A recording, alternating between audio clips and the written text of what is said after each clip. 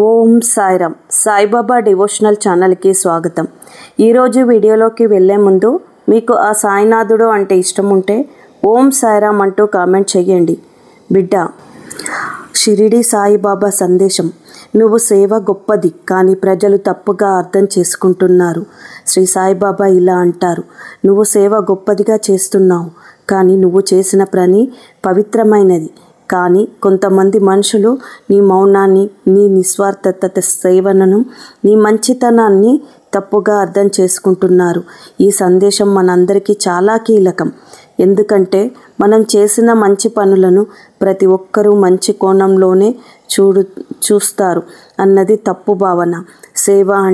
సేవ అనేది మన హృదయం నుండి రావాలి. దానికి మనం గుర్తింపు కోసం కాదు, మనకిష్టంగా చేయాలి.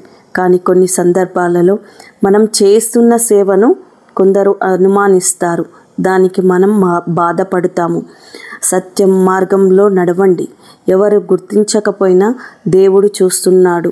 మీరు చేసే పనులను సాయినాథుడు చూస్తున్నాడు. మీరు చేస్తున్న పనిని ఖచ్చితంగా ఆయన ఆశీర్వదిస్తాడు. సేవకే కీర్తి రాదు, కానీ సేవకి శాంతి లభిస్తుంది. బాబా మనకు చెప్పేది, మీరు ఎలా ఉన్నా కొన్ని విమర్శలు వస్తాయి. మనం మంచి చేస్తే కూడా సందేహాలు వస్తాయి. కానీ ఆ మార్గం విడిచిపెట్టకండి. ఉదాహరణకు ఒకటి చెప్తాను, వినండి.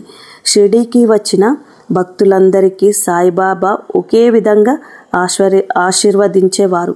కానీ కొంతమంది నాకు తక్కువ చూశాడే అని అనుకునేవారు. అయినా బాబా ఎవరి పట్ల కోపంగా లేకుండా నిశ్శబ్దంగా ఉండేవారు. అలా అందరినీ ఆశీర్వదించేవారు. మీకు కొన్ని సలహాలు చెప్తాము. మీరు చేసిన సేవను దేవుడు చూస్తున్నాడు. సత్యాన్ని వదలకండి. తక్కువ అర్థం చేసుకునే వాళ్ళను క్షమించండి. సేవలో మీరు నిశ్శబ్దంగా కొనసాగితే భవిష్యత్తులో నిజం తెలుస్తుంది. విజయం సాధిస్తారు.